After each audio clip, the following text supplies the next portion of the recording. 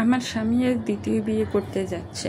যে পুরুষ তার মায়ের মৃত্যুতে চোখের জল আনেনি, যে আমার চোখের জল কখনো মুছে দিয়ে বলেনি কষ্ট পেও না, সে যখন তার প্রাক্তন প্রেমিকাকে বিয়ে করার আনন্দে সবার সামনে হাউমাউ করে কাঁদছিল, তখন আমার নিজের জামাইয়ের দ্বিতীয় বিয়ের সকল কাজকর্ম এক হাতে সামলাতে হয়েছে। আমি এই ঘরের প্রথম স্ত্রী হয়ে নিজেই রান্না করে আয়োজন করে সবার চা পানি করতে করতে দাঁড়িয়ে দেখেছি কিভাবে কেউ জীবনে নিজের স্বপ্নকে খুঁজে পায় আর কিভাবে কেউ শুধুই একটা বোঝা হয়ে যায়। আমার বিয়েটা হয়েছিল খুব সাধারণ একটা বিকেলে। না ছিল কোনো লাল শাড়ির ঝলক, না কানে বেজেছিল শাখার বোল, না কপালে কুমকুম, না বুকে ভালোবাসার ঠাই। আমার নাম মায়া, বয়স তখন মাত্র 18-র ঘরে। এসেছি পরীক্ষা দিয়ে ফলাফলের অপেক্ষায়। পড়াশোনায় ছিলাম ভালো, কিন্তু পরিবার ছিল নিম্ন মধ্যবিত্ত। বাবার একার উপার্জনের সংসার চলে না। মা টুকটাক সেলাইয়ের কাজ করতেন। বাড়িতে আরও 2টা ছোট ভাই রয়েছে। বিয়েটা হয়েছে আমার বাবা মায়ের ভাগ্য বদলের আশায়, একজন শিক্ষিত ভালো চাকরিওয়ালা ছেলে পেয়ে। যার সাথে আমার বিয়ে ঠিক হয়েছিল তিনি ছিলেন আমাদের পাশাপাশি গ্রামের। নিজের চেহারায় আহামরি কিছু নেই, শ্যামলা ভারী গম্ভীর মুখ, কিন্তু ছেলেটা ইঞ্জিনিয়ার, 50,000 বেতন, কুমিল্লার নাম করা প্রাইভেট কোম্পানিতে চাকরি করত। আমাদের মতো নিম্ন মধ্যবিত্ত ঘরের মেয়ের জন্য যেন সে ছিল সোনার হরিণ। ছেলের নাম ছিল ফারহান।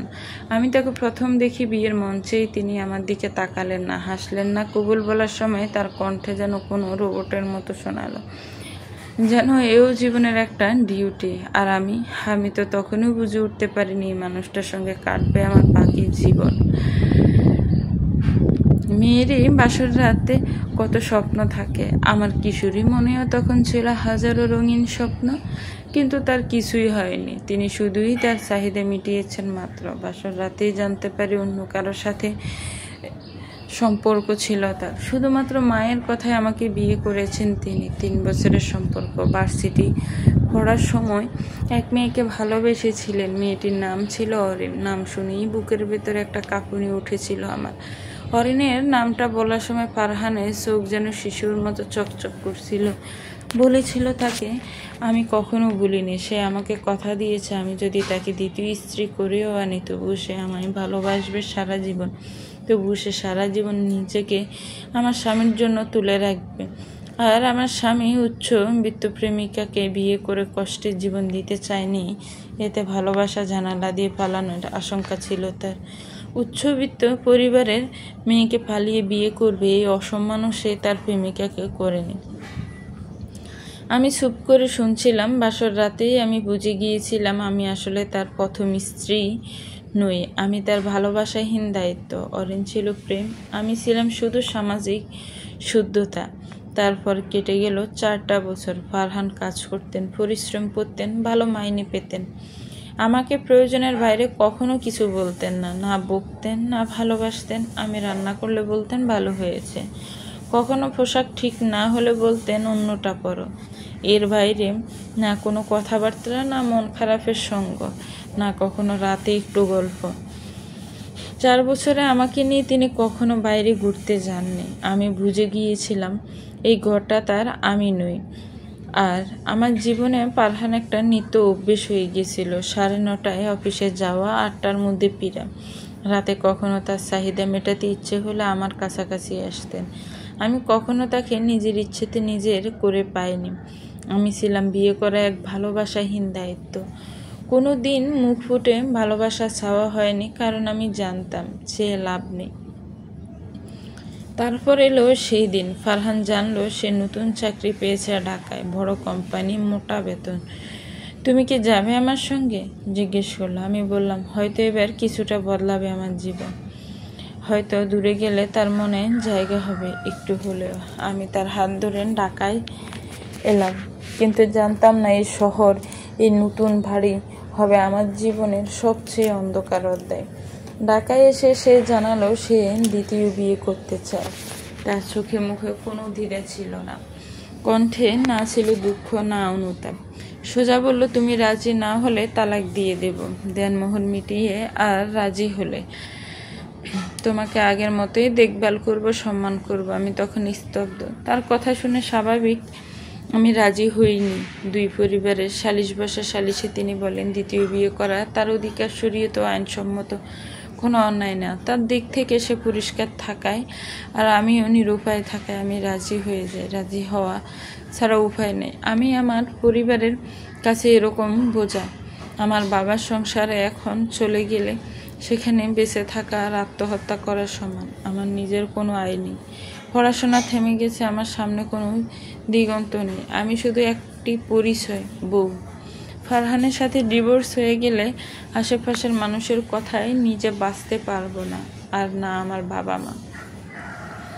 আমি রাজি হলাম যেন নিজের ইজ্জত টিকিয়ে রাখার শেষ চেষ্টা, যেন আত্মসম্মানকে কাঁদিয়ে বুকে পাথর বেঁধে একটা ভাঙা সংসার আগলে রাখার অপচেষ্টা। সেদিন থেকে বুঝলাম বিয়ে মানে সবসময় প্রেম হয় না, অনেক সময় বিয়ে হয় শুধু টিকে থাকার নাম। আর ঠিক তখনই সে বিয়ে করলো, আর তার অরিনকে। আর আমি শুধু তার ঘরের প্রথম ঘরণী, তার রানীর আগের গল্প, যাকে সে একদিন শুধুই দায়িত্ব মনে করে কবুল বলেছিল। সেদিন ছিল শুক্রবার, দুপুরের রোদ ছিল উজ্জ্বল, অথচ আমার বুকের ভেতর কেমন যেন অন্ধকার। আমি কিচেনে দাঁড়িয়ে গলায় আটকে আসা কান্না চেপে সব কাজ করে যাচ্ছি। ঘরে তখন অতিথি আসা শুরু, ফারহানের বন্ধু বান্ধব, আত্মীয় স্বজন, কিছু অফিস কলিগ। ড্রয়িং রুমে সবাই হাসাহাসি করলে আমার সামনে কেউ হাসছিল না। সবার চোখে মুখে ছাপা অস্বস্তি, যেন বুঝতে পারছিল এই বিয়ের পেছনে লুকিয়ে আছে কারো অশ্রু, কারো গুমড়ে রাখা চিৎকার। আমি যখনই নিজের সাথে যুদ্ধ করে যাচ্ছিলাম, তখন আমাকে কেউ বলেনি তুমি ঠিক আছে তো, কেউ জিজ্ঞেস করেনি তুমি খেয়েছ।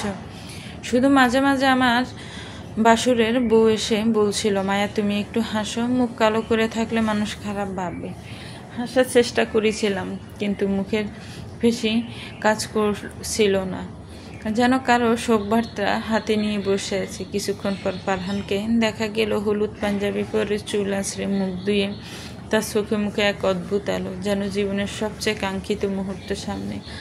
আমি তাকিয়েছিলাম দূর থেকে। আমার বিয়ের সময় যে ফারহানকে দেখেছিলাম তার সাথে আজকের ফারহানের আকাশ সমান তফাৎ। সেদিনের গুমরা মুখ মানুষটা আজ কত উৎফুল্লতা নিয়ে হাসছে। আমার স্বামী আজ দ্বিতীয় বিয়ে করতে যাচ্ছে, আর আমি এই ঘরের প্রথম স্ত্রী হয়ে নিজেই রান্না করে আয়োজন করে সবার চা পানি করতে করতে দাঁড়িয়ে দেখছি কিভাবে কেউ জীবনে নিজের স্বপ্নকে খুঁজে পায়, আর কিভাবে কেউ শুধুই একটা বোঝা হয়ে যায়। জীবনের এই মুহূর্তে আমি কেঁপে উঠেছিলাম। তখন পাশের ঘরে বসেছিলাম আমি, আর পাশের রুমে বসে অরেন। তাকে আমি এক ঝলক দেখেছি, শ্যামলা তবুও মায়াবতী, গুণবতী, সুন্দরী, শারীরিক গঠন তামিল নায়িকাদের মতো। উচ্চতায় লম্বা, সুন্দর করে কথা বলে, আকর্ষণীয় ব্যক্তিত্ব, মডার্ন, শিক্ষিত আর উচ্চবিত্ত পরিবারের। উজ্জ্বল চোখ, ঠোঁটে হালকা একটু লিপস্টিক, মাথায় করে গুছিয়ে পড়া ওড়না, কানের দুল হালকা দুলছে, আর সেই চোখে কি আত্মবিশ্বাস, যেন এই মুহূর্তে তার চাওয়া পূর্ণ হবে। আর ঠিক তখনই কাজী সাহেব ডাকলেন, মুহাম্মদ ফারহান, আপনি কি কবুল করেছেন? আর ঠিক তখনই আমি শুনলাম ফারহানের কণ্ঠ, কবুল। আর সেই মুহূর্তে ফারহান হাউমাউ করে কেঁদে ফেলল। হ্যাঁ, সেই পুরুষ যে তার মায়ের মৃত্যুর পরেও চোখে জল আনেনি, সে আমার চোখের সামনে কখনো আমার চোখ মুছে দিয়েও বলেনি কষ্ট পেও না। সে তখন তার অরিনকে বিয়ে করার আনন্দে সবার সামনে মাথা নিচু করে কাঁদছিল। আমি তখন চুপচাপ দাঁড়িয়ে, চোখে জল আসেনি, আমার চোখ শুকিয়ে গেছে বহু আগেই। সবাই বলা বলি করছিল, দেখো প্রেম কাকে বলে, কি গভীর ভালোবাসা, এই যুগে এমন ভালোবাসা মেলে। কেউ বুঝতে পারেনি আমি তখন ভেতরে ভেঙে টুকরো টুকরো হয়ে গিয়েছিলাম। আমি ভাবছিলাম, আমি কি এতটাই মূল্যহীন? 4 বছরের বিবাহিত সম্পর্ক, সংসার, দায়িত্ব, এগুলি কি আসলে কিছুই না? সেদিন বুঝলাম, একজন পুরুষের ভালোবাসার দায়িত্ব 2 জিনিস, আর আমি ছিলাম শুধুই দায়িত্ব। ভালোবাসা ছিল কারোর জন্য সংরক্ষিত। আর অরিন, সে কেবল বলার পর ফারহানের চোখ মুছিয়ে দিল। আমি তখন রান্নাঘরে দাঁড়িয়ে গ্লাস ধুচ্ছিলাম। আমার চোখে তখন শুধু একটা দৃশ্য, ফারহানের চোখের জল মুছে দিচ্ছে তার রানী, আর আমি শুধু মুছছিলাম কপালের ঘামের সাথে গড়িয়ে পড়া আমার ভাগ্য।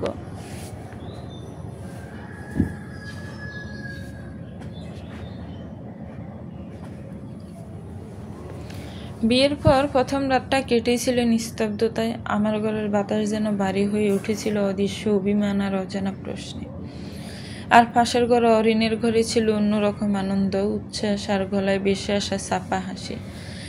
আমি সেই রাতে বিছানায় শুয়ে ছাদের দিকে তাকিয়েছিলাম। বুকের ভেতরটা কেমন জানি শুকিয়ে যাচ্ছিল। আমার সাথে কোনো ঝগড়া হয়নি, কোনো তিক্ততা হয়নি, তবু মনে হচ্ছিল যেন আমি একা, খুব একা। ফারহান আমার ঘরে আসেনি সেদিন। তারপরের দিন দুপুরে সে আমার রুমে ঢুকলো, চোখে মুখে ঘুম আর প্রশান্তি। গত 4 বছরে ফারহানকে কখনোই এতটা হাসি খুশি দেখিনি যতটা আজকে লাগছে। বলল, তোমার কিছু লাগবে? আমি মাথা নাড়লাম। সে বলল, তোমার জন্য কিছু কাপড় অর্ডার করেছি অনলাইনে। অরিন বলেছে তোমার শাড়ির কালেকশন একঘেয়ে হয়ে গেছে। আমি তাকিয়ে রইলাম। বছরের পর বছর যখন নিজের জন্য সব পোশাক আমাকেই কিনতে হয়েছে। 4 বছরে কখনো ফারহান আমাকে একটা শাড়ি পর্যন্ত কিনে দেয়নি নিজের পছন্দে। আজ অরিনের কথা বলায় আমার পোশাকও এমন হয়ে গেল একঘেয়ে। পোশাকের অভাব গিয়েছে এমনটা হয়নি কখনো। ফারহান সবসময় আমাকে নিজেরটা নিজেকেই বেছে নিতে দিয়েছে। তারপর শুরু হলো রুটিন জীবন। আমার স্বামী এখন 2 রুমের মধ্যে ভাগ হয়ে যায়, তবে প্রেমের ভাগটা পুরোপুরি অরিনের। একদিন রান্নাঘরে আমি ডাল গাড়ছিলাম, পেছন থেকে অরিন এসে বলল, ভাবি আপনি যে ঝোল রান্না করেন, ফারহান তো বলে এইটা নাকি তার ফেভারিট। বলে এসে হাসলো খুব আপন করে, কিন্তু আমার ভেতরটা ছিঁড়ে গেল। ফারহান কখনো এমন কিছু বলতো না। 4 বছরেও তার পছন্দ অপছন্দ জানা হয়নি আমার। অথচ অরিন জানে তার ফেভারিট রান্নার নাম। সে বুঝতে পারে আমার স্বামীর মুখের ভাঁজ দেখে তার মন খারাপ ভালো। আমি বুঝি রান্নার নুন কম হলো কি বেশি। আমার স্বামীকে এখন সবাই নতুন করে ভালোবাসছে, নতুনভাবে চেনে। অফিসে ওর উন্নতি, ফেসবুকে নতুন ছবি, মেসেঞ্জার ও অরিনের তোলা মিষ্টি ক্যাপশন। তোমার প্রতিটি হাসি আমার পৃথিবী, আর আমি সেই ক্যামেরার ভাইরাল মানুষ, হয়তো কেউ দেখেই না।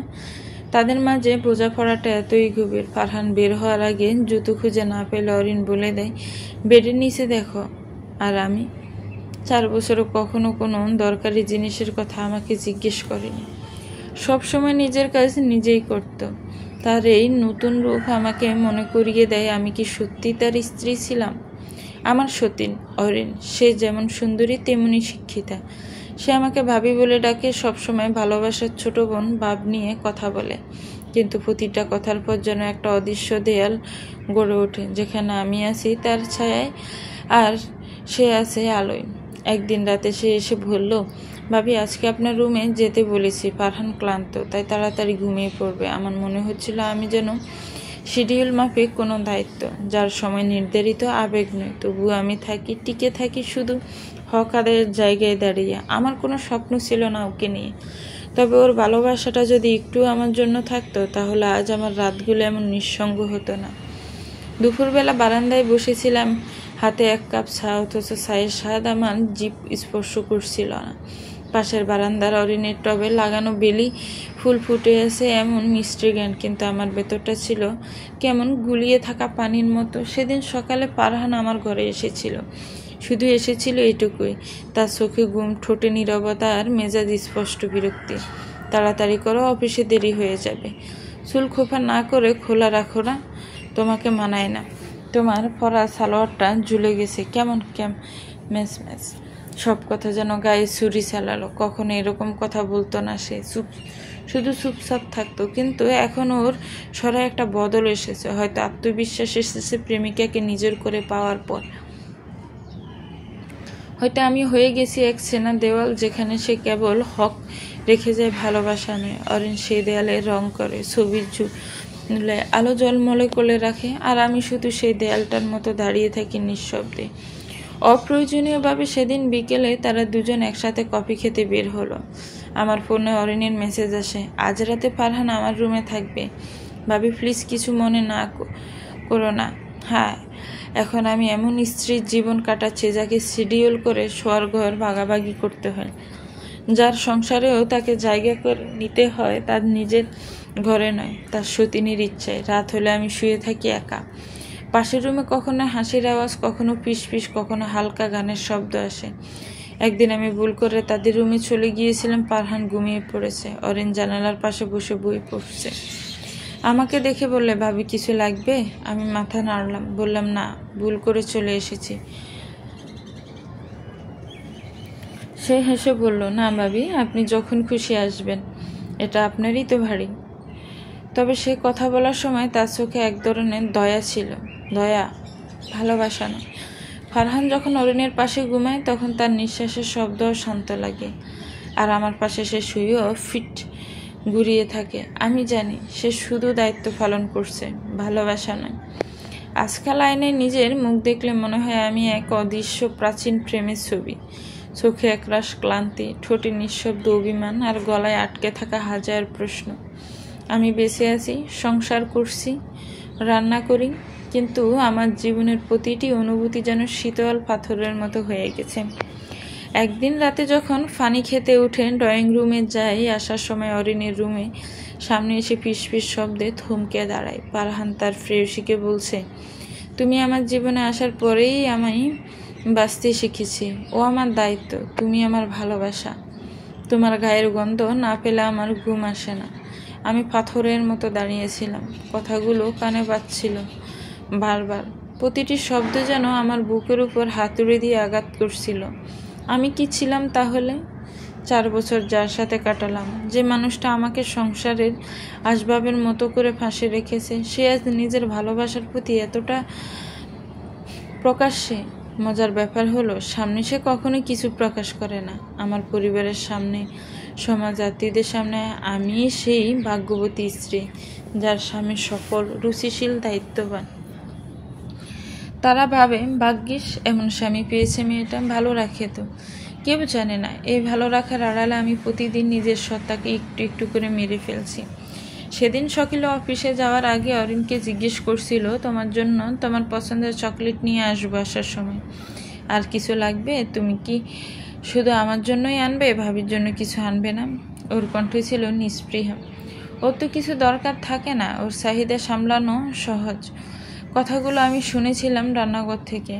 ওই কথাটা শুনে মনে হয়েছিল আমি যেন কোনো যন্ত্র, যে নষ্ট না হলেও ঠিকই কাজ করে যাবে, যার ভালোবাসা লাগেও না, যত্নেও না। রাতে খেতে বসেছিলাম, অরিন প্লেট তুলে আমার পাশে বসলো, তার গলায় এক ধরনের প্রশান্তি। ভাবি, আজ রান্নাটা খুব দারুণ হয়েছে। ফারহান 3 বার সার্ভিং নিয়েছে। আমি হেসে বললাম, খুব ভালো লাগলো শুনে। কিন্তু মনের মধ্যে একটাই প্রশ্ন ঘুরছিল, 3 বার খাওয়ার মধ্যে কি আমার রান্নার স্বাদ ছিল, নাকি অরিনের হাত ধরে দেওয়া ভালোবাসার গ্রান? আমি আজকাল আয়নায় নিজেকে তাকালেই দেখি এক অপরিচিত মুখ। চোখের নিচে কালি, ঠোঁটের কোণের নিঃসঙ্গতা, আর ভেতরে একরাশ প্রশ্ন। আমি কি সত্যিই স্ত্রী, নাকি শুধু একজন সহধর্মিণী যে শরীয়তের নামে মেনে নিচ্ছে মনের? আমার বিয়ের ছবি যতবার দেখি ততবার মনে হয় সেদিন হয়তো আমি একটা ভুল করেছিলাম, কিন্তু ভুলটা আমি করিনি, করেছিল আমার পরিবার। ভেবেছিল ভালো চাকরি, সুশিক্ষিত ছেলে মেয়ে সুখী থাকবে। ভেবেছিল মেয়ে তো গরিবের ঘরেই বড় হয়েছে, আর চাহিদাও কম, টিকে যাবে, মেনে নেবে। সেদিন ফারহান আমাকে দেখেছিল বউয়ের সাথে, চোখে একটু আগ্রহ ছিল না। যেমন করে শপিং মলের কর্মচারী পণ্য দেখে নতুন, কিন্তু তার দরকারই না, তেমন চোখ ছিল তার। আর অরিনের চোখ দিকে চোখ সবসময় প্রেমে ডুবে থাকে। তাদের প্রতিটি মুহূর্ত সিনেমার রোমান্টিক দৃশ্য হয়ে ওঠে। ফারহান হাসে অরিনের ছোট ছোট কথা শুনে, চোখ মেলে তাকায়, গাল টেনে আদর করে আমার দিকে। সে কখনো কখনো তাকায়, কিন্তু সে চাউনিতে প্রেম নেই, শুধু দায়িত্ববোধ আর অভ্যাস। সেদিন রাতে অরিনের রুম থেকে ভেসে আসছিল গানের আওয়াজ। তুমি যাকে ভালোবাসো সে কি তোমায় ভালোবাসে? আমি বিছানায় বসেছিলাম একা, লাইট বন্ধ, শুধু জানালার পাশে ছাদের আলো পড়ছিল। মনটা হঠাৎ ভার হয়ে গেল।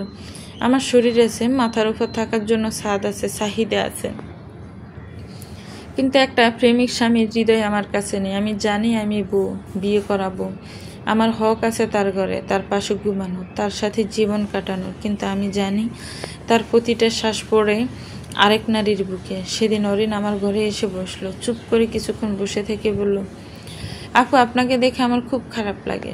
আমি অবাক হয়ে তাকালাম তার দিকে। সে বলল, আপনি খুব শান্ত, কোনো অভিযোগ করেন না, অথচ আপনি চাইলে ফারহান আমাকে নিয়ে অন্য জীবন দিতেই পারত। আপনি তা করেননি। আপনি শক্ত মেয়ে ভাবি। আমি কিছুই বলিনি, শুধু মনে মনে বললাম, শক্তি না, এটা তো অপমান, গিলে বেঁচে থাকা।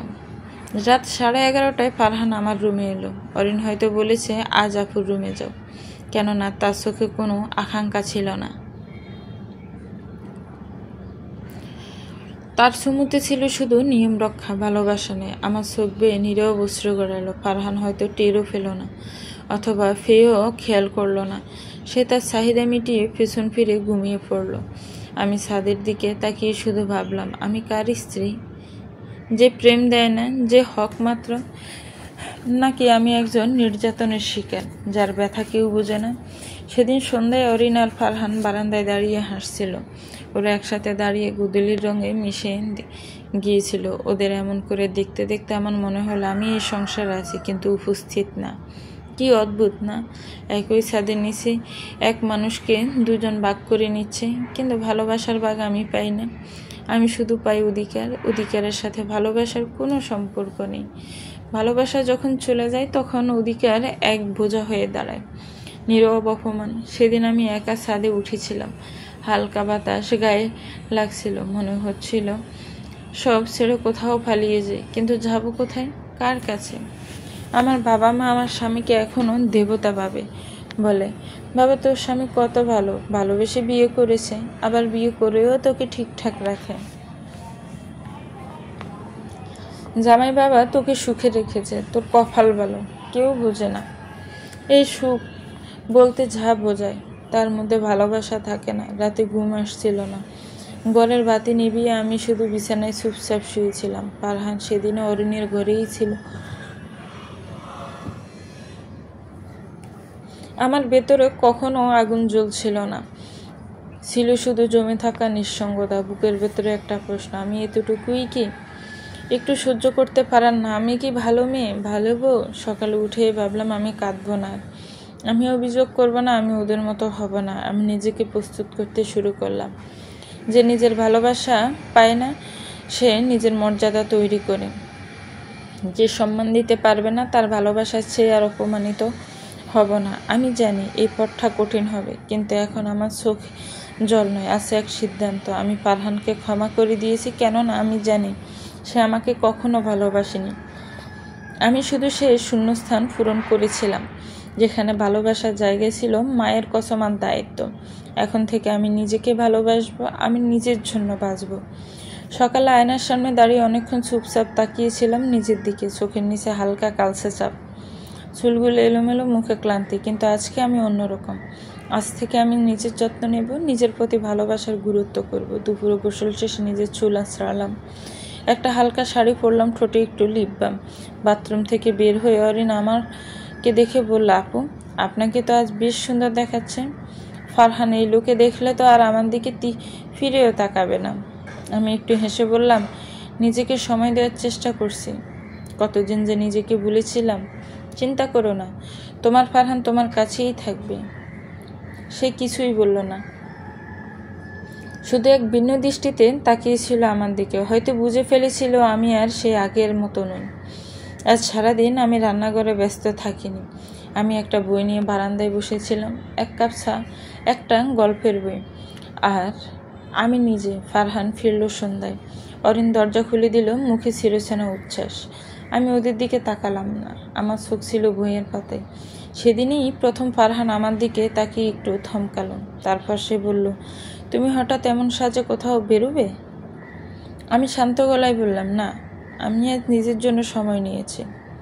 এক মুহূর্তে থেমে সে বলল, না কিছু। কিন্তু আমি বুঝে গেলাম আমার এই পরিবর্তন হয়তো চোখে পড়েছে। রাতে যখন সে আমার ঘরে এলো, আমি বললাম, শোনো ফারহান, আমি থাকবো, কিন্তু এখন থেকে আমি আমার মতো করে বাঁচব।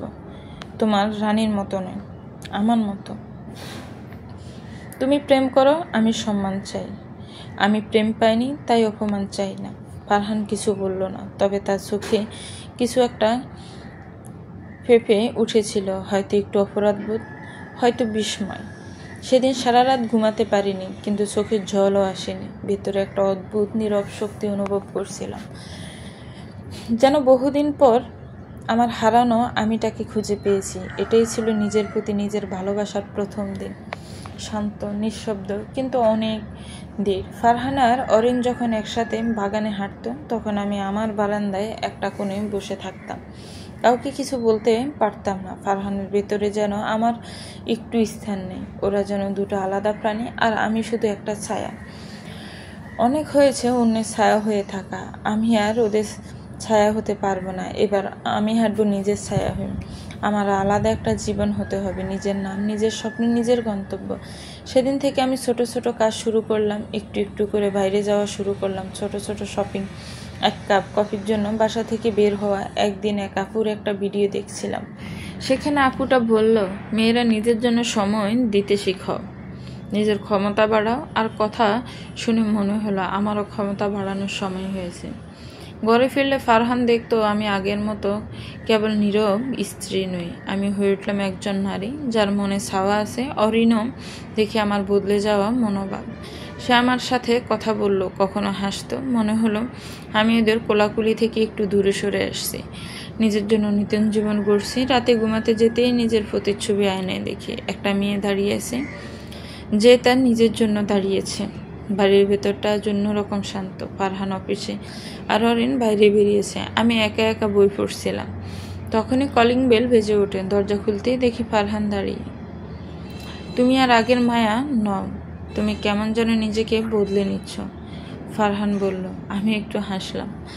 আমি আর সেই বিতু মেয়ে নই যে শুধু অন্যের ছায়ায় থাকতো। অরিন বাড়িতে ফিরে এসে আমাকে দেখে বলল, তোমাকে আজ কেমন ফ্রেশ দেখাচ্ছে, মনে হয় তোমার মনে নতুন আলো জ্বলে উঠেছে। আমি বুঝলাম আমার ছোট ছোট জয়গুলো আজ আমার জীবনের বড় একটা পরিবর্তন শুরু করেছে। যখন রাতের বেলায় শুয়ে থাকি মনে হয় আমি নিজের জন্য লড়াই করছি, নিজের জীবনের জন্য হক আদায় করছি। সত্যি কথা বলতে এটা সহজ নয়, কিন্তু আমার মনে এক নতুন শক্তির জন্ম হয়েছে যা আমাকে সামনের দিকে নিয়ে যাবে। সেদিন সন্ধ্যে ফারহান আর অরিন আবারও হাসছে একসাথে। তাদের মাঝে সে অদ্ভুত সমঝোতা যা আমার মনে বিষের মতো ছড়িয়ে যায়। আমি চুপচাপ তাদের পাশে বসেছিলাম। আমার বুকটা জোরে জোরে দুকদুক করছিল। তারপর আমি নিজেকে বললাম, আর নয়, আমি আর ভয়ে ডুবে থাকবো না। আমি সত্যের মুখোমুখি দাঁড়াবো। আমি ফারহানের দিকে তাকালাম। আমাদের জীবনে সবারই একটি সীমা থাকে, যা পার করলে আর কোনো ভুল মেনে নেওয়া যায় না। ফারহান চমকে উঠল, তার চোখে এক অদ্ভুত ঘাড় ঘেঁষা সন্দেহ। আমি বললাম, আমি তোমার দ্বিতীয় বিয়ে মেনে নিয়েছি, কিন্তু সেটা আমার সম্মান লঙ্ঘন করতে পারবে না। আমি চাই তোমাদের সম্পর্ক সীমানা ঠিক করো, আমার প্রতি সম্মান রাখো। ফারহান প্রথমে কিছু বলল না, কিন্তু আমি বুঝতে পারলাম তার মুখে ছাপ পড়েছে। সেই রাত থেকে আমি আর ওদের আচরণে অদ্ভুত পরিবর্তন দেখতে পেলাম। যদিও সম্পর্ক আগের মতো নয়, তবে আমার কথার ওজন বেড়েছে। আমি নিজেকে শক্ত করে নিয়েছি, কারণ এখন আমি জানি কোনো শক্তি ভয়কে হারাতে পারে না যদি মন দুর্বল থাকে। যেখানে আমাদের 4 বছরের বিবাহিত জীবনে কখনো কোথাও ঘুরতে পর্যন্ত যাওয়া হয়নি, সেখানে বিয়ে 6 মাসের মধ্যে অরিনকে নিয়ে কক্সবাজার হানিমুনে যাবে ফারহান। মায়াকে যখন কথাগুলো বলা হয় তখন রাত 10টা। পরদিন সকালে তারা কক্সবাজার যাচ্ছে, অথচ মায়াকে একটাবার জানানোর প্রয়োজন মনে করেনি ফারহান। রাতে যখন অরিন খাবার টেবিলে কথা তুলল তখন ভীষণ ক্ষেপে যায় মায়া। আমি কি স্ত্রী হিসেবে এতটাই ব্যর্থ যে 4 বছরের সংসার জীবনে ফারহানের মনে এক টুকরো জায়গা নিজের নামে লিখতে পারিনি? না আমার ভাগ্য নিয়তির কাছে হেরে গিয়েছে? যেখানে কাছাকাছি থাকলেই দুইজন মানুষের মধ্যে একটা সম্পর্ক তৈরি হয়, সেখানে আমাদের 4 বছর একসাথে সংসার ছিল, একসাথে একই ছাদের নিচে থেকেছি। 4 বছর কি শুধু ফারহানের চাহিদা মেটানোর জন্য আমি এই সংসারে থেকেছি? 4 বছরের সংসার, একসাথে থাকা, এক টেবিলে খাওয়া, রাত জেগে অপেক্ষা করা। আমি কি সত্যি তাকে ভালোবাসিনি? আমি সবসময় নিজের সর্বস্ব দিয়ে চেষ্টা করেছি। কথাগুলো ফারহান আর অরিনকে উদ্দেশ্য করে বলে মায়া। মায়ার কথায় যে যথেষ্ট যুক্তি আছে সেটা ভালো করেই বুঝতে পারে অরিন। হয়তো আগে থেকেই তাদের মধ্যে ভালোবাসা ছিল, কিন্তু এখানে মায়ার কি দোষ ছিল? তাদের জন্য কেন মায়াকে তার প্রাপ্য হক থেকে বঞ্চিত হতে হবে? দুনিয়ায় কোনো নারী তার স্বামীকে অন্য কারোর সাথে সহ্য করতে পারে না, হোক না সে তার প্রেমিক। আমি তাকে দ্বিতীয় বিয়ে করার অনুমতি দিয়েছি, তার মানে এই না যে আমাকে আমার প্রাপ্য থেকে বঞ্চিত করা হবে, আর আমি তা বছরের পর বছর চুপ করে সহ্য করে নিব। আমি ভেবেছিলাম হয়তো সময়ের সাথে সব কিছু ঠিক হয়ে যাবে, হয়তো ফারহান একদিন বুঝবে আমার নিঃশব্দ ভালোবাসার গভীরতা, কিন্তু না, আমি ভুলছিলাম। ফারহান কখনোই আমাকে ভালোবাসতে পারেনি, আর না কখনো পারবে। তার ভালোবাসা, তার সময়, এমনকি তার দৃষ্টি, সব কিছু তোমার নামে বরাদ্দ অরিন। আমি কি শুধুই অদৃশ্য ছায়া, যার কাজ শুধু সংসার সামলানো, অথচ পাওয়ার বেলায় শুধুই চোখ লুকিয়ে কষ্ট চেপে রাখা? আমি ফারহানকে দ্বিতীয় বিয়ের অনুমতি দিয়েছিলাম যাতে সব কিছু ঠিক হয়ে যায়। সে তার ভালোবাসার মানুষকে ফিরে পায়। ভালোবাসার অধিকার সবার থাকলেও তা পাওয়ার অধিকার সবার হয় না। তোমাকে ফারহানের দ্বিতীয় স্ত্রী হিসেবে মেনে নিয়েছি, কিন্তু নিজের অপমান সহ্য করব না।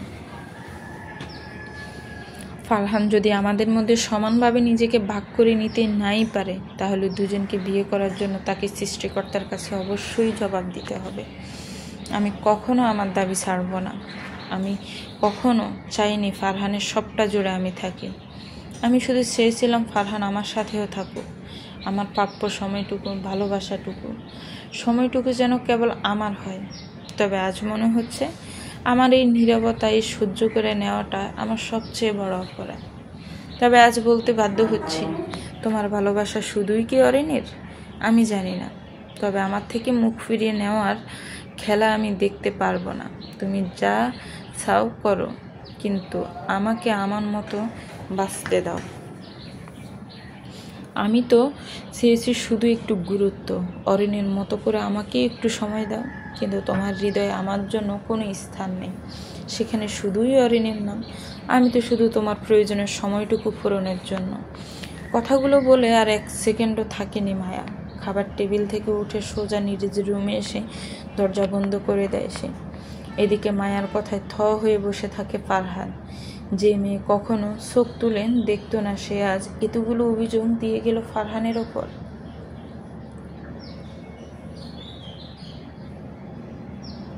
কথাগুলো একদম হজম হয়নি তার। রাগে প্লেটে হাত দিয়ে উঠে আসে ফারহান। চুপ হয়ে বসে থাকে অরিন। সে তার দিক থেকে একদম সঠিক। ফারহানকে যথেষ্ট সময় দেয় সে মায়ার জন্য। মায়া তার প্রথম স্ত্রী, সেই হিসাবে তার অনেক বেশি অরিনের থেকে। কিন্তু ফারহান চায় না মায়াকে সময় দিতে। 4 বছরের সংসারে যেখানে ফারহানের মধ্যে একটু ভালোবাসার জন্ম হয়নি, সেখানে তার কি করার? বরং মায়ার জন্য তার মনে যথেষ্ট সম্মান আর দয়া হয়। সত্যিই তো, সব মেয়েই নিজের স্বামীকে নিয়ে সুখে থাকতে চায়। ফারহান ইদানিং তো মায়ের কাছেও যেতে চায় না। অরিন তাকে জোড়াজুড়ি করে পাঠাতো। অরিন তো কখনো মায়াকে হিংসা করার যোগ্য ভাবে না। হ্যাঁ, এটা সত্যি যে মায়া অরিনের থেকে যথেষ্ট সুন্দরী আর মায়াবী, কিন্তু সে যথেষ্ট স্মার্ট আর শিক্ষিত। মায়াকে হিংসে করার মতো কিছুই তার কাছে নেই। রুমে এসে সিগারেট ধরিয়ে বারান্দায় এসে দাঁড়ায় ফারহান। মাথার মধ্যে শুধু মায়ের কথাগুলো ঘুরছে তার। একটার পর একটা সিগারেট শেষ করে রুমে আসে সে। অরিনকে দেখতে না পেয়ে এগিয়ে যায় ড্রয়িং রুমে। প্লেট ধুয়ে সব কিছু গুছিয়ে রাখছিল অরিন। হুট করে পেছন থেকে কুলে তুলে নেয় অরিনকে ফারহান। তারপরে এগিয়ে যায় মায়ার রুমের দিকে। দরজার সামনে এসে অরিনকে নামিয়ে দরজায় নক করে সে।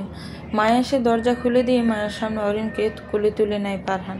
রুমে ঢুকে দরজা বন্ধ করে দেয় ফারহান। আজ তোর সামনে বাসর করব, আর তুই তা সে দেখবি।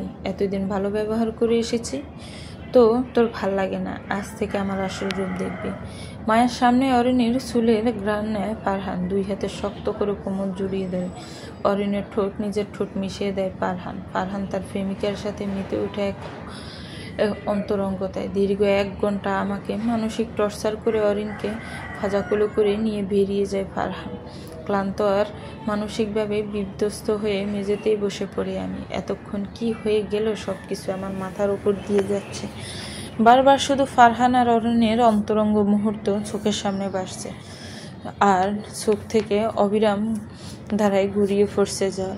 দেহের রক্ত ক্ষরণ বন্ধ করা গেলেও হৃদয়ের রক্তক্ষরণ বন্ধ করব কিভাবে? কখন যে জ্ঞান হারিয়ে মেঝেতেই পড়ে যায় খেয়াল ছিল না। যখন জ্ঞান ফিরে বারান্দা দিয়ে হু হু করে বাতাস আসছে রুমের মধ্যে। জ্বরে গায়ে একদম ফুলে যাচ্ছে মায়ার, কিন্তু দেহের এই আঘাতের থেকে হৃদয়ের আঘাত অনেক বেশি কষ্টদায়ক। আজ আর চোখে ঘুম আসবে না, তাই আস্তে আস্তে বারান্দায় থাকা রকিং চেয়ারটায় গিয়ে বসে পড়ল মায়া। এই চেয়ারটা আমার ভীষণ প্রিয়। মন খারাপের সময়গুলোতে কাউকে কাছে না ফেলেও চেয়ারটা আমার একমাত্র সঙ্গী। চেয়ারে বসে ভাবতে থাকি পুরনো দিনগুলো। বিগত 4 বছর ফারহান শুধু নিজের চাহিদা মেটাতেই আমার সাথে শারীরিক সম্পর্ক করত। বিয়ের পর আমার সতীন অরিন যখন বলে শুধু, তখন আমার রুমে আসে ফারহান, শারীরিক সম্পর্ক করেই আবার চলে যায়। আর সারা রাত অরিনের সাথেই থাকেন। ফারহানকে ছাড়া অরিনের ঘুম হয় না। যতক্ষণ না সে যায় ততক্ষণ অরিন ছটফট করে। ফারহান গেলেই তবেই সে ঘুমায়। আজকে মনে হচ্ছে এতগুলো দিন আমি স্বামী নামক এক জানোয়ারের থেকে দর্শনের শিকার হয়ে এসেছি। আমি আর অপেক্ষা করব না কারো হৃদয়ে এক টুকরো ভালোবাসার জন্য। আমি নিজেকে খুঁজে নিব, নিজের জন্য বাঁচব। আমি আমার সিদ্ধান্ত নিয়েছি। আর নয় এই সংসারে, আমি এই সংসার ছেড়ে চলে যাব। ফারহান একদিন বুঝবে একটা অদৃশ্য মেয়েই ছিল তার জীবনের সবচেয়ে দৃশ্যমান ভালোবাসা। আমি নিজেই আমার ভাগ্য গড়ব। একজন নারী হিসাবে, একজন মানুষ হিসাবে আমি পূর্ণ হতে চাই। রাত প্রায় 3টা বাজে। শরীর ঘামছে, গা পুড়ে যাচ্ছে জ্বরে, কিন্তু জ্বরের চেয়েও বেশি যন্ত্রণা দিচ্ছে মায়ার হৃদয়। ফারহানের সেই নির্মম আচরণ, চোখের সামনে ঘটে যাওয়া অপমান, সব কিছুই যেন বিষের মতো গিলে নিচ্ছে তাকে। রকিং চেয়ারে চুপচাপ বসে থাকে সে। সময় গড়িয়ে যাচ্ছে, কান্না থামছে না। শুধু নিঃশব্দে গড়িয়ে পড়ছে 2 চোখের জল। একসময় ক্লান্তিতে চোখ বুজে আসে মায়ার। কখন যে ঘুমিয়ে যায় নিজেও জানে না। সকালের সূর্যের আলো চোখে এসে পড়তে দরপড়েই উঠে বসে পড়ে মায়া। শরীরটাকে মনে হয় যেন কেউ পাথর বানিয়ে দিয়েছে। শরীরে এখনো অনেক জ্বর। জ্বরের ঘরে হেঁটে যায় ওষুধ খুঁজতে, কিন্তু রুমের কোথাও কিছু নেই। উপরান্ত না পেয়ে অবশেষে অরিনের রুমের দিকে এগিয়ে যায় মায়া। রুমের দরজা খোলাই ছিল। অরিন আর ফারহান একসাথে শাওয়ার নিয়ে বেরিয়েছে মাত্রই। মায়াকে দরজার কাছে দেখে চমকে উঠে না ফারহান, বরং মায়াকে দেখে গভীরভাবে মুখ গুজে দেয় অরিনের বুকে ঘাড়ে দাগ বসিয়ে দেয়। তার চোখে কোনো অপরাধ বোধ নেই। ফারহানের ঘাড়ে চুম্বনের দাগ এঁকে দেয় অরিন, যেন জিতে নেওয়ার অশ্লীল উৎসব চলছে। মায়া শুধু দাঁড়িয়ে থাকে, তার শরীর থরথর করে কাঁপে। চোখ থেকে গড়িয়ে পড়ে শেষ কয়েক ফোঁটা বড়সার জল। তারপর হঠাৎ সব অন্ধকার। মায়া লুটিয়ে পড়ে দরজার সামনে। কিছু পড়ে যাওয়ার শব্দে ধ্যান ভাঙা অরিনের। ফারহানকে সরিয়ে দিয়ে এগিয়ে যায় দরজার দিকে। মায়া জ্ঞান হারিয়ে পড়ে আছে। শরীরটা স্পর্শ করতে গিয়েও যেন বিদ্যুৎ স্পষ্ট হয়ে হাত ফিরিয়ে নেয় অরিন। এতক্ষণে ফারহানও এসে দাঁড়িয়েছে তার পাশে।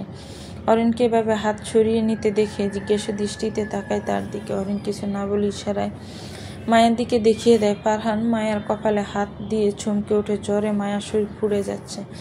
মায়ার গাল টিপে ধরে অরিন। মায়া, মায়া, চোখ খুলো প্লিজ। ফারহান চুপচাপ দাঁড়িয়ে থাকে। তার মুখে কোনো অনুভূতির রেখা নেই। অরিন তাকে ধমক দিয়ে বলে ওঠে, ওভাবে কি দাঁড়িয়ে আছো? তাড়াতাড়ি ডক্টরকে ফোন করো আর মায়াকে রুমে নিয়ে আসো। মাথায় পানি দেওয়া দরকার।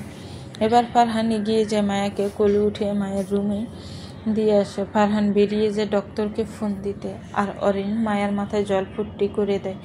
ডক্টরকে ফোন দেওয়ার মিনিট 20 পরে ডক্টর এসে হাজির হয়। সব কিছু চেক করে ডক্টর জানায় জ্বর 104-এর উপরে। ডিহাইড্রেশন, মানসিক ট্রমা, ইনসোমিয়া, সব মিলিয়ে অবস্থা গুরুতর। ডাক্তার কড়া কণ্ঠে বলেন, এই মেয়েটা শুধু অসুস্থ না, মানসিকভাবে চূড়ান্তভাবে বিধ্বস্ত। ওকে সময় দিতে হবে, সাপোর্ট দিতে হবে। মেয়েটার সাথে এমন কিছু ঘটেছে যা সে সহ্য করতে পারেনি। অরেঞ্জ চোখ নামিয়ে ফেলে। ফারহান ফাঁস ফিরে জানালার বাইরে তাকিয়ে থাকে, যেন কিছুই শুনছে না। রাতের দিকে জ্ঞান ফিরে মায়া। ধীরে ধীরে চোখ খুলে তাকায় সে। স্পষ্ট আলোয় ডান পাশে বসে থাকা অরিনকে দেখতে পায় মায়া। অরিন কাঁপা কণ্ঠে জিজ্ঞেস করে, এখন কেমন আছো? ভালো লাগছে তো? মায়া তাকিয়ে থাকে কিছুক্ষণ, তারপর আস্তে করে বলে, ভালো। কি ভালো অরিন, বলতে পারো? আমার ভালো থাকা সেদিনে হারিয়ে গেছে, যেদিন ফারহান তোমাকে বিয়ে করেছে। তোমরা দুজন মিলে আমাকে মেরে ফেলেছ, জাস্ট খুন করেছ তোমরা একটা মেয়ের সত্তাকে। ভেবেছিলাম ফারহান তার প্রেমিকাকে বিয়ে করলেও তার মনে আমার জন্য জায়গা থাকবে, কিন্তু না, আমি বলছিলাম। অরিন থ হয়ে মায়ার কথা শুনে। মায়া আর কোনো শব্দ করে না, শুধু ধীরে মুখ ফিরিয়ে নেয় অরিনের থেকে। রাতের দিকে সুফি সুফি রুমে প্রবেশ করে ফারহান। মায়া তখন চোখ বন্ধ করে শুয়ে আছে। ফারহানের চেহারা দেখার ইচ্ছে বা মানসিকতা কোনোটাই তার নেই। ফারহান তার বসে বলে, মায়া আমি জানি আমি ভুল করেছি। আমি আসলে জানি না কেন আমি এমনটা করছি। তুমি প্লিজ আমাকে ক্ষমা করে দাও। মায়া চোখ খুলে না, ঠোঁট ফাঁক করে শুধু বলে, তুমি কি জানো, একবার বিশ্বাস ভাঙলে মানুষ বেঁচে থাকে, কিন্তু আর কখনো জীবিত হয় না। সেখানে তুমি তো আমার বিশ্বাস নিয়ে দিনের পর দিন খেলা করেছো। আমি তোমাকে দ্বিতীয় বিয়ে করতে অনুমতি দিয়েছি, মানে আমার অধিকার, সম্মান, চাহিদা সব বিসর্জন দিয়ে দেইনি। ফারহান স্তব্ধ হয়ে যায়। মায়া ধীরে ধীরে চোখ মেলে তাকায় তার দিকে। তুমি চলে যেতে পারো এখন। আমি একা থাকতে চাই, আমাকে একটু একা থাকতে দাও। 4 দিন পর মায়া কিছুটা সুস্থ, শরীর পুরোপুরি সেরে ওঠেনি। গোসল শেষে আয়নার সামনে দাঁড়ায় কিছুক্ষণ, নিজেকে দেখে আয়নার ভিতরে থাকা মানুষটাকে উদ্দেশ্য করে বলে, আজকের পর থেকে তুই আর কাঁদবি না, এবার তুই অন্য কাউকে কাঁদাবি। রাতে ফারহান আসতে চায় মায়ের কাছে, কিন্তু মায়া দরজা খুলে না। দরজার উপাস থেকে ফারহান বলে, আমি তোমার সাথে কথা বলতে চাই মায়া, প্লিজ দরজা খোলো, আমাকে একটা সুযোগ দাও। মায়া ঠান্ডা গলায় জবাব দেয়, আমার কোনো কথাই নেই তোমার সাথে। তোমাদের অপমান, তোমার মিথ্যা ভালোবাসা সব কিছুই আমি পেছনে ফেলে এসেছি। এবার আমি নিজের মতো বাঁচতে চাই। ফারহান দাঁড়িয়ে থাকে অনেকক্ষণ, তারপর ধীরে ধীরে সরে যায় রুমের সামনে থেকে। পরদিন সকালে নিজের ব্যাগে সব জামা কাপড় গুছিয়ে নেয় মায়া। ফারহানের বাবা মা কেউ জীবিত নেই, তাই কাউকে বলার প্রয়োজন মনে করেনি মায়া। নাস্তার টেবিলে তখন অরিন আর ফারহান বসে সকালের খাবার খাচ্ছিল। মায়াকে এভাবে দেখে কিছুটা অবাক হয় অরিন। টেবিল থেকে উঠে জিজ্ঞেস করে, তুমি এভাবে কোথায় যাচ্ছ আপু? কই, আমাকে তো কিছু বলনি। মায়া হাসে। মায়ের হাসি থেকে আর যেন মুক্তা ঝরছে। মুগ্ধ চোখে চেয়ে থাকে ফারহান। তুমি আমাকে বলেছিলে না ফারহান, আমি যদি তোমাকে দ্বিতীয় বিয়ের অনুমতি না দেয় তাহলে আমাকে তালাক দিবে। সেদিন আমি সত্যি ভুল করেছিলাম, তবে আজ আর সেই ভুল আমি করছি না। আমার রুমের টেবিলের উপর ডিভোর্স পেপার রাখা আছে, চিন্তা করো না, আমি সই করে দিয়েছি, এবার তুমি সই করলেই হবে। যেহেতু ডিভোর্স আমি দিয়েছি, তাই আর দেনমোহরের টাকা চাইব না। কিন্তু আমার শাশুড়ির দেওয়া গহনা আর বাবার দেওয়া চুড়িজোড়া নিয়ে যাচ্ছে। মায়া অরিনের দিকে তাকায় না, শুধু বলে, যেখানে আমাকে কেউ কাজ ভেবে রাখবে না, সেখানে আমি নিজেকে গড়ে তুলতে পারবো নিজের মতো করে। অরিন বলে, আমি জানি আমি ভুল করেছি, কিন্তু আমি চাই শুধু একবার আমায় ক্ষমা করে দিও আপু। মায়া থামে, অরিনের দিকে ঘুরে তাকিয়ে বলে, ক্ষমা? সে হয়তো আমি কোনো একদিন করব, কিন্তু আমার সাথে যে অন্যায় দিনের পর দিন তোমরা করেছ, তার ভুল ফল ভুগতে হবে তোমাদের একদিন ঠিকই। আর কোনো কথা না বলে মায়া বেরিয়ে যায়। যে বাসায় একদিন সে এসেছিল নতুন কিছু লিখতে, আর সেই গল্পকে বাঁচিয়ে রাখতেই বেরিয়ে যায় সে। যেখানে 4 বছরের সংসারে প্রতিটা ইট সে নিজের স্বপ্ন দিয়ে গেঁথেছিল, সেখানে প্রতিদিনের রান্নাঘরে দোয়ার সাথে সাথে তার স্বপ্নগুলোও ধূসর হয়ে গিয়েছিল। তার চোখে জল নেই, বুকে অভিমান নেই, এখন শুধু একরাশ শূন্যতা আর আত্মবিশ্বাস। এই দুটো সঙ্গী করে সে এগিয়ে যাচ্ছে। অন্যদিকে ঘরে দাঁড়িয়ে ফারহান বোকার মতো তাকিয়ে থাকে সই করা ডিভোর্স পেপারের দিকে। অরিন কিছু বলতে গিয়েও থেমে যায়। কান্না ভেজা চোখে মায়া চলে যাওয়ার দরজাটার দিকে চেয়ে থাকে। সকল পিছুটানকে পিছনে ফেলে নতুন সূর্যের আলোকে সঙ্গী করে এগিয়ে যায় মায়া। গন্তব্য কোথায় জানা নেই, কিন্তু আছে বুক ভরা এক নতুন শুরুর উচ্ছ্বাস। কেটে গেছে 7-8টা দিন। সেদিন বাসা থেকে বেরিয়ে আসার পর প্রথম ভেবেছিল গ্রামের বাড়িতে ফিরে যাবে, অন্তত চেনা মানুষগুলোকে দেখলে হয়তো একটু শান্তি পাবে। কিন্তু বাস স্ট্যান্ডে এসে সিদ্ধান্ত বদলায় মায়া। হঠাৎ মনে হলো, ফিরে গিয়ে কি বলবে যে আমি ফারহানকে ডিভোর্স দিয়ে চলে এসেছি? কেউ হয়তো কারণটা শুনতে চাইবে না, জানলেও বোঝার চেষ্টা করবে না। এটাই বলবে যে মেয়েদের একটু একটু সহ্য করে সংসার করতে হয়। পুরুষ মানুষ না হয় একটা বিয়ে করেছে, কিন্তু তোমাকে তো ভরণ পোষণের অভাব দেয়নি। শেষ পর্যন্ত বাড়িতে ফিরে যাওয়ার সিদ্ধান্ত বদলায় মায়া। ব্যাগ থেকে ফোন বের করে ফোন দেয় তার কলেজের বান্ধবী সানজিদাকে, কলেজ জীবনের সবচেয়ে আপন মানুষটাকে। কলেজে যখন ছিল তখন থেকে সানজিদার সাথে ভীষণ ভাব ছিল মায়ার। ফারহানের সাথে বিয়ের পর আর যোগাযোগ করা হয়ে ওঠেনি মায়ার, ইচ্ছে করেই আর যোগাযোগ রাখেনি মায়া। আগে সিমটাও আর ছিল না, থাকলে হয়তো সানজিদাই যোগাযোগ করতো। আজ এতগুলো বছর পর ফোন দিতে কেমন সংকোচ বোধ জাগে মায়ার মনে। ভার 2 রিং হতেই কল রিসিভ করে সানজিদা। হ্যালো, কে? আমি মায়া, চিনতে পারছিস সানজি? ওপাশে কয়েক সেকেন্ডের নীরবতা কাটিয়ে কাঁপা কণ্ঠে সানজিদা বলে, মায়া, এতগুলো বছর কোথায় হারিয়ে গিয়েছিলি তুই? জানিস তোকে কতবার ফোনে ট্রাই করেছি, তোদের বাসায় গিয়ে যেই খবর নিবে সেই সুযোগও ছিল না। পরীক্ষার পরেই আব্বুর ট্রান্সফার হওয়াতে ঢাকায় চলে আসতে হয়েছিল। তুই কই আছিস? কেমন আছিস? তুই কাঁদছিস না তো? আর এতেই যেন ভাত ভেঙে যায়। স্ট্যান্ডের এক কোনায় বসে হু করে কেঁদে ফেলে মায়া। চারপাশের মানুষ অবাক চোখে তাকিয়ে মায়াকে দেখে, কিন্তু এতে তার কিছু যায় আসে না। কান্না থামিয়ে সানজিদাকে বলে, আমাকে একটু থাকার ব্যবস্থা করে দিতে পারবি? আমি খুব বিপদে পড়েছি। তুই এখন কোথায় আছিস মায়া? বল আমাকে, জিজ্ঞেস করে সানজিদা। ঢাকায়।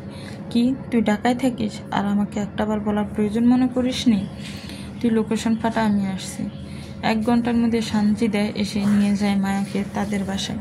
সানজিদাকে দেখে কিছু বলতে পারেনি মায়া, কেবল শক্ত করে জড়িয়ে ধরেছিল কতক্ষণ। কেউ কাউকে কিছু বলতে পারেনি। চোখের নিচে কালি, মুখে ক্লান্তি আর মায়ার স্তব্ধতা যেন সব বলে দিচ্ছিল।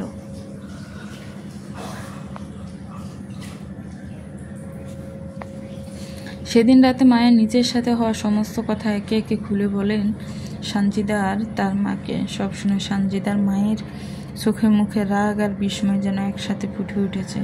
মায়া চোখের নিচের কালি, হাওয়ায় উড়ে যাওয়া চুল আর সেই স্নিগ্ধ ছাউনি সব কিছুই বলে দিচ্ছিল মেয়েটা কতটা ঝড় পাড়ি দিয়ে এসেছে।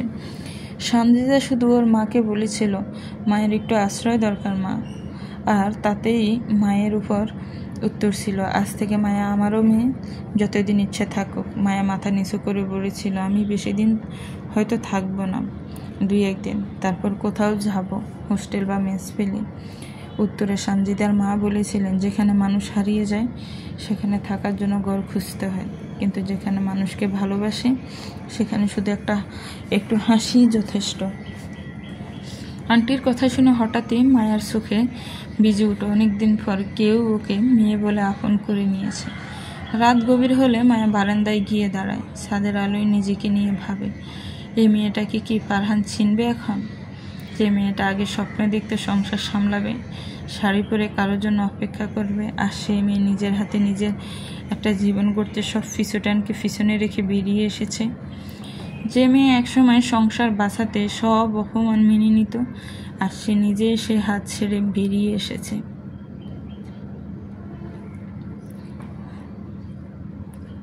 সানজিদা এসে পাশে দাঁড়ায় মায়া। তুই কি যেন বলছিলি? মায়া মাথা নাড়ে। হ্যাঁ রে সানজি, আমি এখন বুঝেছি মেয়েদের ভালোবাসা যদি নিজের আত্মসম্মানের থেকে বড় হয়ে যায় তাহলে জীবনটা শুধু কষ্টের খাতা হয়ে থাকে। সানজিদা মায়ার কাঁধে হাত রাখে।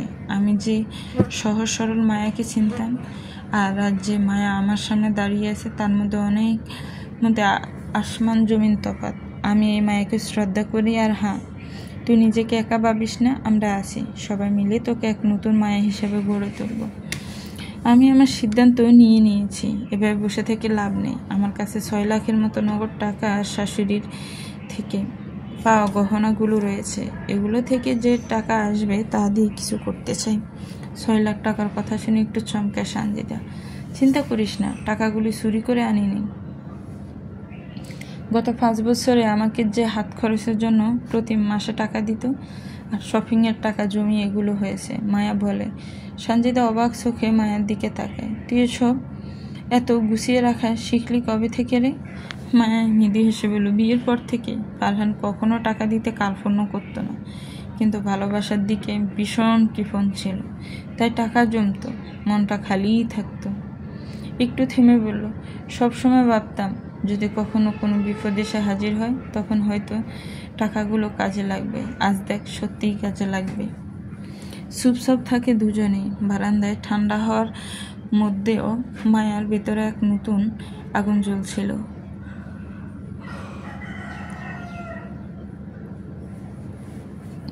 এই আগুনে পুড়েই এক নতুন মায়ের জন্ম হয়েছে। তুই যা চাস আমি তোর সাথে। এবার বল কি করতে চাস টাকা দিয়ে। মায়া একবার ঘুরে দাঁড়ায়, চোখে যে তার কণ্ঠে দৃঢ়তা নিয়ে বলে, ছোট্ট একটা বিজনেস করব। আমার তেমন কিছু জানা নেই, তাই ভাবছি যদি একটা কফি শপ আর সাথে কিছু হাত তৈরি রান্নার কিছু করা যায় তাহলে ভালো হয়। আমি আর কারো উপর নির্ভর করে বাঁচতে চাই না। আমি আমার জীবনটা নিজের মতো করে গড়তে চাই, কারো জীবনে ছায়া হয়ে নয়। আমি শুধু মায়া হয়ে বাঁচতে চাই। সানজিজা মায়াকে আশ্বস্ত করে বলে, তুই একদম চিন্তা করিস না। আমি আব্বুকে বলে একটা সুন্দর শপ নিয়ে দিতে বলবো। তুই বস, আমি তোর অ্যাসিস্ট্যান্ট। দুজনেই হেসে ওঠে একসাথে। 6 দিনের মাথায় একটা দোকান ভাড়া নেয়। সব কিছু সম্ভব হয়েছে শুধুমাত্র আঙ্কেলের জন্য। তিনি না থাকলে এই ঢাকা শহরে কেই বা মায়াকে এত সহজে দোকান ভাড়া দিত। জায়গাটা মায়ের ভীষণ পছন্দ হয়েছে, তাই আর দেরি না করে নিয়েছে দোকানটা। এবার পালা নতুন করে জীবন সাজানোর। রাত গভীর। শহরের চারপাশ নীরব। থেকে কুকুরের ডাক আর গাড়ির হালকা শব্দ বোঝা যায় শহর ঘুমিয়ে পড়লেও কিছু ব্যথা এখনো জেগে আছে। বারান্দায় দাঁড়িয়ে একটার পর একটা সিগারেট টানছে ফারহান। দোয়া ছড়িয়ে দিচ্ছে আকাশে, ঠিক যেমন করে মায়ার স্মৃতিগুলোকে উড়িয়ে দিতে চাইছে। ডান হাতে সিগারেট আর বাম হাতে মোবাইল। মায়ের নাম্বারে বারবার ফোন দিয়ে যাচ্ছে ফারহান। প্রতিবার কল দেয়, কয়েক সেকেন্ড রিং হয়, তারপর নীরবতা। সেই নীরবতা যেন ফারহানের বুক ছিঁড়ে গর্জে ওঠে। চোখ মুছে সিগারেটের শেষ টানটা দিয়ে নিঃশ্বাস ছাড়ে ফারহান। তবু আবার ডায়াল করা। মায়া তখন গভীর ঘুমে বিভোর। বালিশের পাশেই ফোনটা সাইলেন্ট মোডে রাখা। একটাবার সে জানতেও পারল না কতগুলো মিসড কল পড়ে আছে তার নামের পাশে। আর জানলেই বা কি আসে যায়, সে ধরত কিনা কে জানে।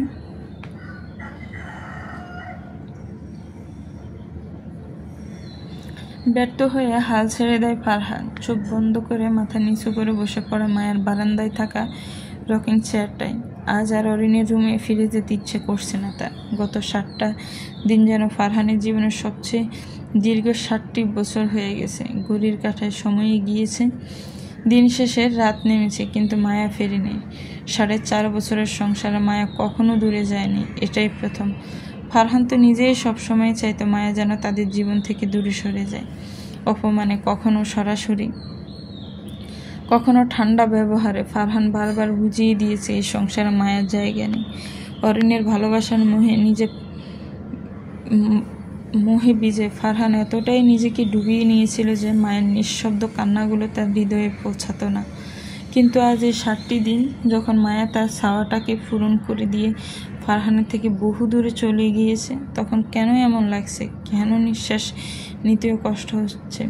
সত্যি বলতে ফারহান কখনোই মায়ার ভালোবাসাকে মূল্য দিতে শিখেনি। সে ভেবেছিল মায়া তো আছে, থাকবে, যতই অবহেলা করি সে ছেড়ে যেতে পারবে না। কিন্তু এবার মায়া সত্যি চলে গেছে, কোনো শব্দ না করে, কোনো অভিমান না জেরে, একদম চুপচাপ নিঃশব্দে। আর সেই চুপচাপ চলে যাওয়াটাই আজ যেন ঘুম কেড়ে নিয়েছে ফারহান ভীষণ অবাক হচ্ছে নিজের এই অস্থিরতায়। অরিত আছে, যার জন্য সে মায়াকে মানসিকভাবে দূরে ঠেলে দিয়েছিল। সে তো এখন এই ঘরে, তারই পাশে। তবুও কেন আজ চিৎকার করে বলতে ইচ্ছে করছে, মায়া প্লিজ ফিরে এসো, শুধু একটিবার চোখের সামনে এসে দাঁড়াও। হয়তো এটাই ভালোবাসার নির্মমতা। যার উপস্থিতিতে অভ্যস্ত ছিল তখন তাকে বুঝেনি, এখন আর যখন তার অনুপস্থিতি হাড়ে হাড়ে টের পায়, সে হয়তো তখন দূরে, বহু দূরে, যেখান থেকে আর ফিরে আসে না। ফারহানের মনে হয় হয়তো সে চেয়েছিল মায়া দূরে থাক, কিন্তু সে তো চায়নি এভাবে হারিয়ে যাক। ফারহানের এই দুর্বলতা অরিনকে তিলে তিলে জ্বালিয়ে দিচ্ছে। মায়ের সামনে ভালো ব্যবহার করলে অরিন কখনো চাইতো না ফারহানকে মায়ের সাথে ভাগ করে নিতে। 3 বছরের ভালোবাসা আর 7 বছরের অপেক্ষা ফুরিয়ে যে ফারহানকে সে নিজের কাছে পেয়েছে, তাকে অন্য কারোর জন্য ভাবতে দেখে হিংসা হয় অরিনের। মায়া যেন চলে গিয়েও ফারহানকে দূরে ঠেলে দিয়েছে অরিনের থেকে। সকাল সকাল ঘুম থেকে উঠে পড়েছে মায়া। আগে নামাজ না পড়লেও ইদানিং নিয়মিত নামাজ পড়ে সে। উজু করে এসে ফজরের নামাজ পড়ে নেয় মায়া। নামাজ শেষে বারান্দায় গিয়ে দাঁড়ায় দূরের রাস্তায়। তখন গুটি গুটি কয়েক কপতি হেঁটে যাচ্ছে। তাদের দেখে মায়া ফারহানের কথা মনে পড়ে যায়।